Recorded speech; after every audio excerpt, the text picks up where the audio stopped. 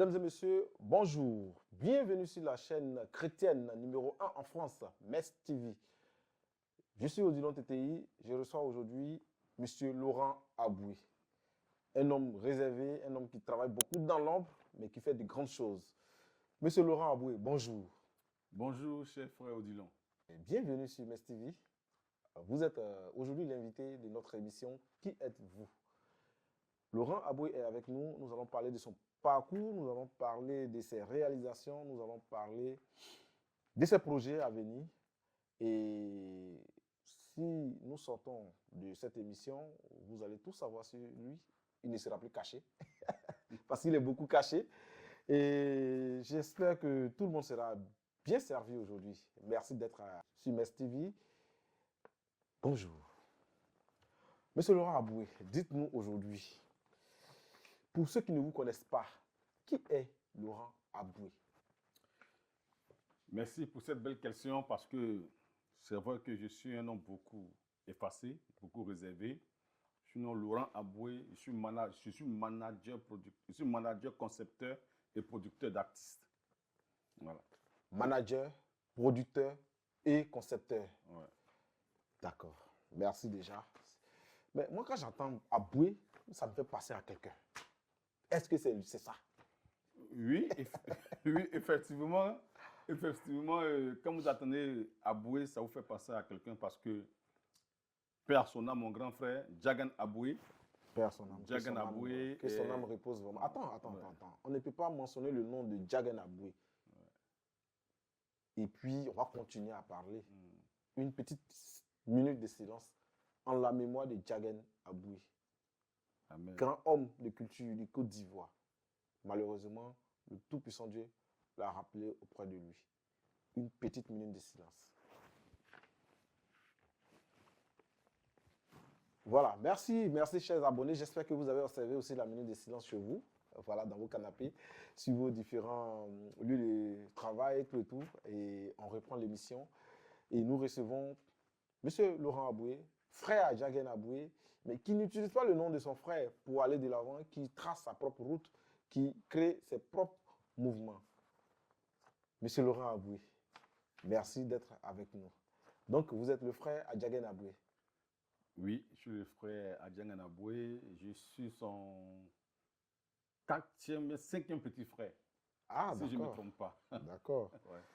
Donc, ce qui dit Jagan Aboué dit la nuit ivoirienne. Vous avez travaillé en Côte d'Ivoire déjà dans la nuit, tout et tout. Et vous avez fait combien de temps déjà dans la nuit abidjanaise avant de venir en France ici? Okay. Merci beaucoup pour la question. J'ai commencé très tôt dans le showbiz ivoirien. Très tôt. J'ai commencé 1993-1994, là que je commence le showbiz ivoirien. Et j'en profite encore de votre micro, de votre antenne pour remercier ma maman parce que c'est elle qui m'a fait confiance. Et quand j'ai fait un saut à Yamoussoukro, encore je suis allé voir un autre frère, Clotaire Aboué, qui était à Yamoussoukro. Et je suis allé prendre un petit pot dans un petit bistrot et j'ai changé le propriétaire et il me dit non, puis je pose 2 questions. Et les questions sa réponse m'a immédiatement amené à comprendre que dans là où il était, il se faisait tellement de sous que je pouvais aussi m'engager là-dedans. Donc c'est comme ça quand je retourne à Abidjan, puisque ma maman avait un espace bien, un jeune restaurant, je la vois, je dis bon, donne-moi l'espace devant pour que je puisse faire un petit marquis, tout. Sans hésiter, elle dit ok, elle a eu confiance, elle me remet un montant, voilà, je prends ce montant, je monte le marquis, tout, je commence, paf, c'est parti. Et c'est de là tout est parti. Ah ouais, ça veut dire que 1993. Tu t'es déjà gamé, comme on le dit, parce que si la vieille t'a donné les sous, les jetons, tu pouvais prendre pour faire le payard, ou bien dans le temps, on dit le boucan. Tu pouvais t'amuser, tu pouvais ne pas réaliser ce pourquoi tu as pris cet argent. Heureusement, bien heureusement, tu avais déjà un projet en tête, tu t'es déjà focus sur un projet et dès que tu as reçu les sous de la vieille, tranquille, tu as injecté cet argent-là dans un espace, c'est ça, un espace culturel appelé communément maquis où on joue de la musique. où on boit, il y a à boire, il y a à manger. Ouais, et le nom du marché, c'était Titanic. Ah oui, le Le Titanic. Titanic, voilà, tu te rappelles alors. Donc, Ah, quand tu réfères d'accord. au film Titanic, Ouais, maintenant ouais. tu retrouves la date. Et tu restes dans ça jusqu'en 2013. Non, jusqu'en 2013, oui. 2013-2014. Et après, tu viens sur l'Hexagone. Ouais, après, je viens en France. D'accord. Donc, dans ce milieu-là, vu que tu étais au maquis Titanic, Ouais. ça veut dire que tu as côtoyé beaucoup de personnages, beaucoup d'hommes de showbiz, peut-être même beaucoup d'artistes. Ouais. Tu peux nous donner quelques-uns déjà? En tout cas, bon, c'est de très beaux souvenirs vraiment. Mais je ne reste pas à Titanic. Titanic, quand je commence là, avec, avec mon management, tous les gars qui venaient, donc, par le biais de Didi Tchalako aussi, que je remercie au passage, il avait une vieille mère dans le temps, comme on les appelle, les tantis, les chocs, là, qui avait son restaurant. La tantie qui venait chez moi pour prendre de temps en temps quelques pots. Après, elle-même, elle crée son espace. Et moi, le Titanic était fermé. Et puis, elle dit à Tchalako, mais vois ton gars là, vraiment, comme il est choc, il est bien, est-ce qu'il peut gérer mon espace? C'est comme ça que je vais chez elle, elle me confie son espace. On appelait ça la 25e heure. Et la 25e heure réunissait tous les DJ. J'ai créé un concept. La Podada venait de commencer, mais ça n'avait pas pris aussi comme maintenant où les gens en Là, on parlent parle déjà beaucoup. de quel quartier? Terminus 40. Ah ouais. Terminus 40, la 25e heure. Voilà, ancien must. Voilà, pour M. Vanier. Voilà, donc je récupère elle me confie son espace et je commence à manager, je mets tout ce qu'il faut en place et je crée un concept pour la Podada et puis, paf, c'est parti. Et en ce temps, tous les meilleurs DJ de Yopougon d'Abidjan se retrouvaient chez moi. Quelques-uns déjà? Bon, il y avait Hervé Denon, Aladi Toutouya, Dakouri, DJ Dakouri, paix à son âme. Il y avait Sergent Killer qui venait là. Il y avait Petit Mouton même qui venait là. Petit Mouton, je ne sais pas si vous connaissez, il est à Paris maintenant. Petit Mouton qui venait là. Ouais. Small Myton. Ouais. En tout cas, j'ai oublié, il y avait tellement de DJ. Je peux vous dire, tous les meilleurs DJ en son temps, et tous passaient à la 25e heure, de midi jusqu'à 18h. Et là, c'est de chez moi que maintenant chacun allait maintenant dans son bar ou bien dans son maquis, tout. Et en plus des DJ encore, les propriétaires encore venaient là. Voilà, donc les propriétaires comme Chao Mao, le propriétaire de Jet 27, la rue Princesse. Voilà. Et de là, quand je quitte là, je vais encore dans notre espace encore qui a fait boum. Je vais au Stade de France. Stade de France, je suis là-bas avec Clotaire Aboué. Voilà, on l'appelle Papa Parabolique. Ouais, moi, ouais. Je suis là-bas avec Papa Parabolique? Ouais, Papa Parabolique, ouais. Ah bon, hein? Clotaire Aboué. Voilà. C'est une famille ouais. de showbizman, de promoteurs, de managers, d'hommes de culture. Ouais. D'accord. Et après tout ça, vous vous êtes dit, bon, les artistes viennent, ils chantent, ils dansent, ils font tout. Ils ont des grands spectacles, ils ont des grands cachets. Ouais. Pourquoi ne pas produire moi-même un artiste ou bien d'autres artistes et vous vous lancez dans la production? Ouais, mais je ne me lance pas dans la production tout de suite. Parce que quand je quitte ça de France encore, il y a Roland Garros. Je ne sais pas si vous avez connu Roland Garros, le toit rouge. Oui. Voilà, le maquis qui a révolutionné même les maquis. Voilà, parce que c'était un nouveau concept, une nouvelle manière de voir les maquis. Donc, ce n'était plus maquis. Pour nous, c'était un espace de loisirs. On peut dire un bar à ciel ouvert. Voilà, vraiment qui a drainé donne en 2000-2002. D'accord. Voilà, donc c'est de là maintenant.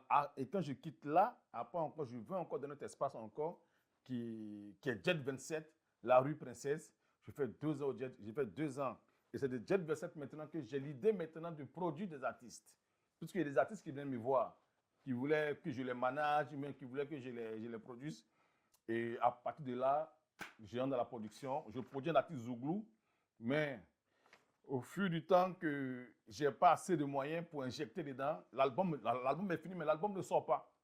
L'album ne sort pas en ce moment. C'était les Amy Jack, le Showbiz, voilà, Showbiz. Il voit Top Music. Il voit Top Music, machin, tout. Donc, on fait le tout, voilà, et malheureusement, les montants étaient tellement hauts, et puis bon, je n'avais pas assez de sous, donc je laisse comme ça tomber l'album. Et après ça, encore, je produis encore une artiste, une chrétienne. Et quand je produis, c'est elle que je la produis. Et 3 mois, mais 4 mois après, l'album est fini. Je vais faire sortir l'album pour que l'album sorte. Et après, de là, je viens maintenant en France. Et quand je viens en France, il n'y a plus de suivi. L'album ici est resté. C'est-à-dire que j'ai fait 2 productions. Donc, qui sont restés à l'eau. On va aller doucement, hein, ouais. Parce que c'est une suite d'événements. Manager, des maquis, tout et tout. Vous avez vu comment les artistes... parce que moi, ce qui m'intéresse là, tu es toujours à la poursuite du jet. Ouais. Tu poursuis l'argent. Ouais. C'est ça qui m'intéresse là. Parce que tu t'es dit quoi? Les gens, ils viennent de mon maquis, on paye, les gens prestent. Il y a là dedans. Je vais produire. Tu es rentré dans la production. Malheureusement, tu n'as pas eu le succès que tu as eu quand tu étais manager et autres. Tu t'es dit, OK, c'est parce que je vais vous produire que vous faites ça. Moi, je vais devenir chanteur. Et tu as commencé à chanter, c'est ça? En tout cas, c'est ça aussi. C'est ça aussi. Parce que quand je quitte là, j'ai eu tellement d'artistes. Je n'ai jamais voulu manager un artiste. Même, il y avait un groupe qu'on appelait la Jet... j'ai oublié un peu le nom. Même ce groupe-là, c'est ma patronne qui produit ce groupe-là. Et elle me donne ce groupe. Moi, j'ai dit non, je ne veux pas manager. Donc, je donne ça à un ami pour qu'il puisse manager le groupe. Donc, je n'ai jamais voulu être manager. J'ai voulu toujours... Oui, mais tu as été manager d'espace. Oui, manager d'espace. Mais pas manager de loisirs. Mais pas manager d'artiste. Pas manager d'artiste. Maintenant... Manager d'espace de loisirs. OK, ça, c'est mon travail. Je suis concepteur. Donc, ça, c'est mon travail. Maintenant, le côté artistique ou manager les artistes, là, je n'étais pas trop, mais j'étais pour être producteur. Après, maintenant, tu as dit, bon, moi, je vais chanter. Oui. Tu as sorti un album. J'ai sorti un album, Et un deuxième. Non, d'abord, j'ai sorti un single, ah, oui, 2 singles, et puis après, l'album est sorti. Et là encore, il y a encore 2 singles qui vont sortir bientôt. Donc maintenant, on parle avec l'artiste. Oui, on peut parler à l'artiste comme le promoteur, comme le manager. Dans tout ça là. Tu peux donner un peu, te décharger un peu. Ça veut dire que tu manges, ça tombe, tu attrapes avec ton pied, non, tout ça. Ça n'a pas encore donné, ça n'a pas encore produit son fruit. Parce que tu vois que c'est ça l'amour. C'est ça l'amour de la chose. L'amour de la chose, en fait. Et peut-être d'autres pensent que nous sommes des novices dans la chose. Mais je peux me dire, je peux taper ma poitrine. Plusieurs gars de showbiz aujourd'hui qui parlent, mais qui pensent, je connais comment ils ont commencé. Voilà, je connais mes vieux pères dedans. Les vieux pères, quand je les vois, je les connais. Je suis au Gadebout. C'est ça, l'ancien chef d'État de Côte d'Ivoire, son Excellence, le président Laurent Gbagbo a dit, un homme, quand il marche, il laisse des traces. C'est-à-dire que les traces sont bien visibles, parce que tout ce que tu cites, c'est des noms que tu as cités. C'est des espaces bien connus que tu as cités. Donc, les traces sont là, il n'y a pas de problème, c'est déjà bon. Et ça fait plaisir de savoir que tu es vraiment prêt pour la culture et tu suis des étapes tranquillement. Et là, aujourd'hui, tu es dans une autre dimension. Et avant de parler de ce nouveau mouvement dans lequel tu es maintenant, moi, je vais juste poser une question. Parce que pour quelqu'un qui était dans le showbiz, pour quelqu'un qui a eu le succès dans le showbiz en tant que responsable ou manager d'espace, gérant d'espace, tout et tout, même si tu n'as pas eu trop de succès dans la production, mais c'est quand même une suite logique. Producteur d'espace, un peu, tu as suivi un peu les artistes, comment ils font, tu as vu les producteurs, tu t'es lancé dans la production, ainsi de suite. L'amour pour la musique était toujours là. Et tu as sorti toi-même ton album. Et là, maintenant, tu es artiste, chanteur, promoteur du spectacle, un peu de tout. On peut dire que ça va. Tu n'as pas de problème à ce niveau. Mais comment tu fais la rencontre de Dieu? Merci. Très, très belle question parce que je rencontre le Seigneur par le biais de ma petite sœur. Par le biais de ma petite sœur, je rencontre le Seigneur. Père son âme, le Seigneur nous a quittés. Ah ouais, que son âme repose vraiment en Père. Donc, elle me voyait tout le temps partir dans la nuit, mon chien, tout. Et puis, un jour, elle me dit, grand frère, tout ce que tu fais là, vraiment, je vois que tu tournes en rond. Viens, je vais te présenter un pasteur et puis on va voir la suite. Et c'est comme ça qu'elle m'a envoyé chez son pasteur. Voilà, il faisait des cellules là loin de la maison familiale. Je vais là-bas, je l'écoute. Et après, le pasteur, il m'adopte. Je commence à tourner avec lui. Et c'est comme ça que mon amour naît pour Christ. Voilà. D'accord, merci. Ok, donc tu fais la connaissance du Christ par le biais de ta sœur, tout et tout, et tu l'as plus lâché. Ouais. Ouais, Et au point même de décider de faire son œuvre. ouais. Je l'ai plus lâché parce que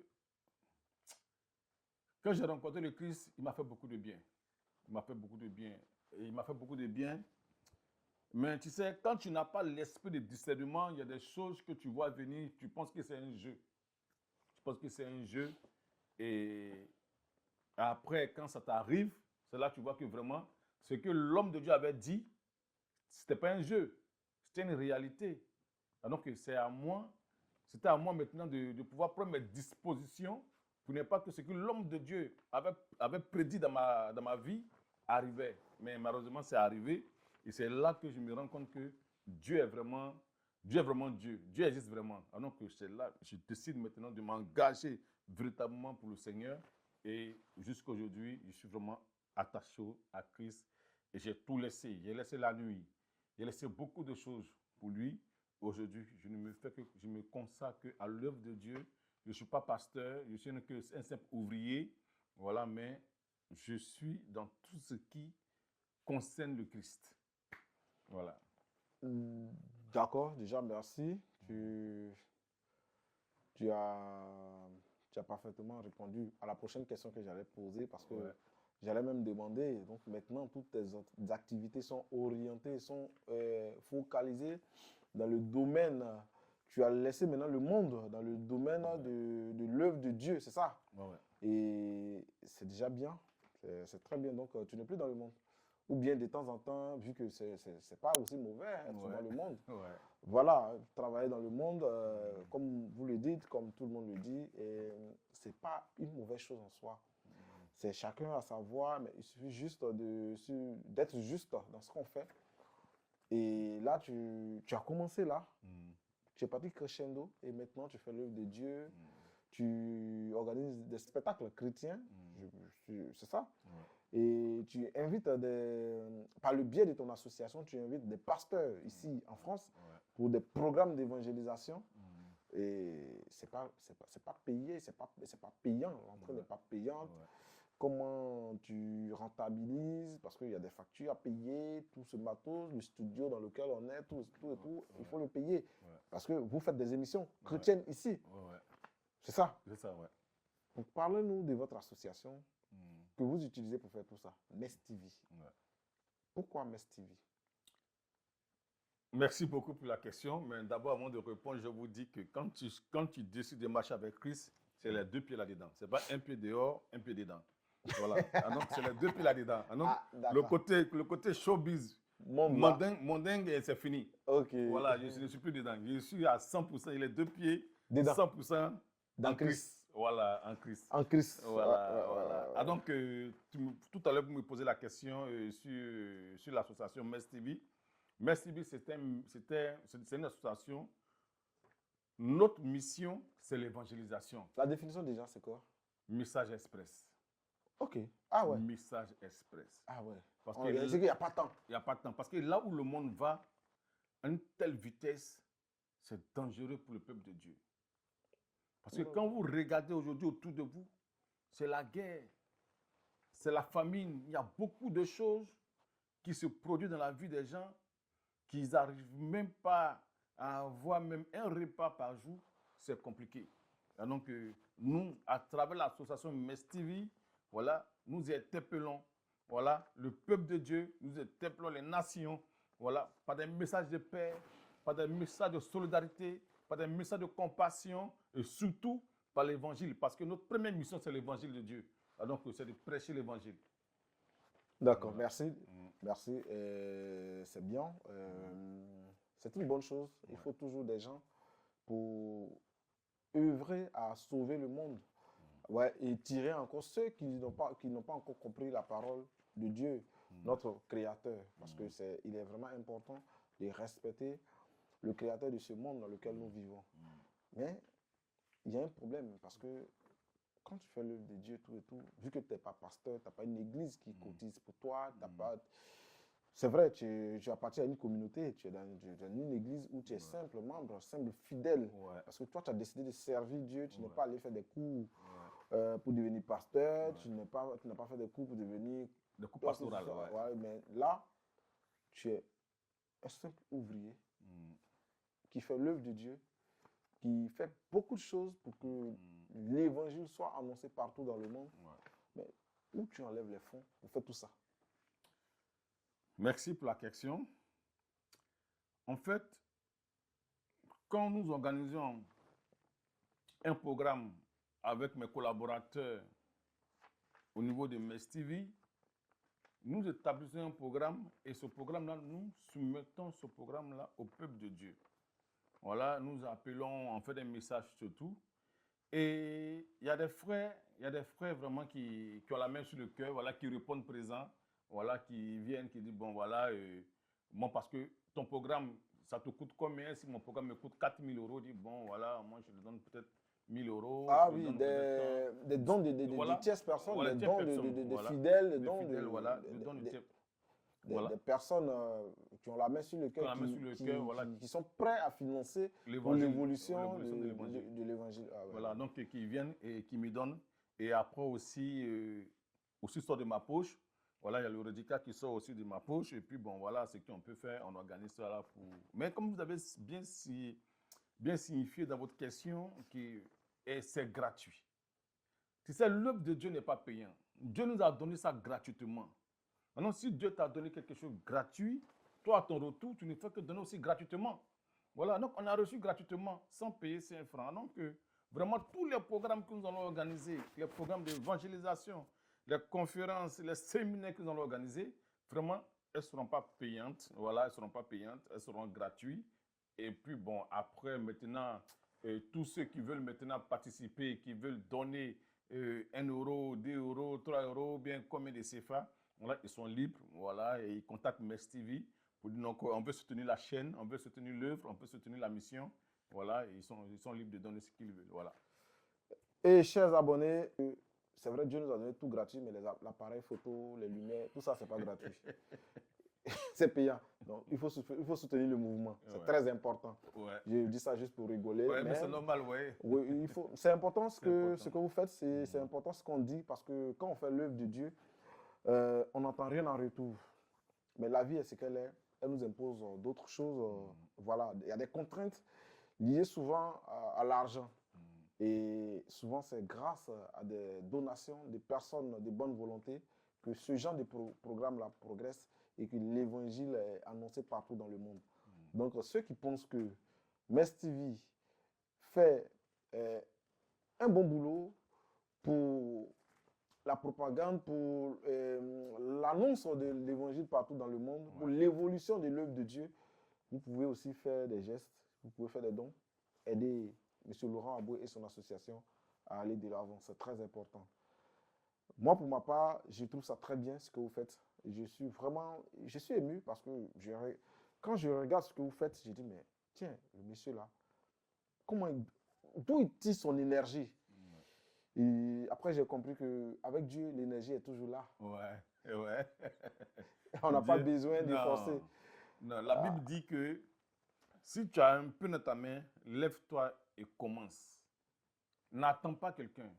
Donc, le peu qui est avec moi, comme ça, je me lève toujours et je commence une mission que Dieu a mis sur mon cœur. Si c'est une campagne d'évangélisation, si c'est un séminaire, si c'est une conférence que nous devons organiser, si c'est des dons que nous devons faire à des tierces personnes, voilà, je me lève, voilà, le peu que j'ai, je m'organise tout, et puis je fais des dons, voilà. Ok, et si M. Laurent Aboué avait un message à l'endroit de tous les chrétiens du monde entier et en particulier ceux de la diaspora, c'était lequel? Bon, je suis un simple ouvrier, les pères sont là, c'est eux qui nous ont parlé. Mais ce que je peux dire au corps de Christ, il faudrait qu'on soit un. Parce que de ma petite échelle, quand je regarde, je vois que le corps de Christ est beaucoup divisé. Et il y a trop de querelles entre les leaders, entre les pasteurs. vraiment, Dieu ne nous a pas appelés à ça. Dieu nous a appelés à faire son œuvre. C'est ce qui est le plus important. Qui est ton église, qui est ton église, que tu aies 1000 membres, 2000, 10 000 membres, que celui qui est à côté, il est là que 100, 200 membres, c'est la même parole de Dieu.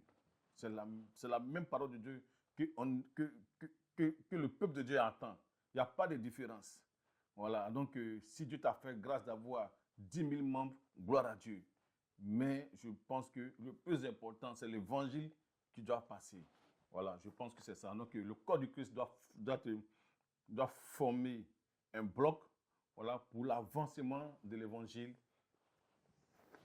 Merci beaucoup, mon frère. Merci pour ces belles paroles qui touchent vraiment, qui me touchent vraiment.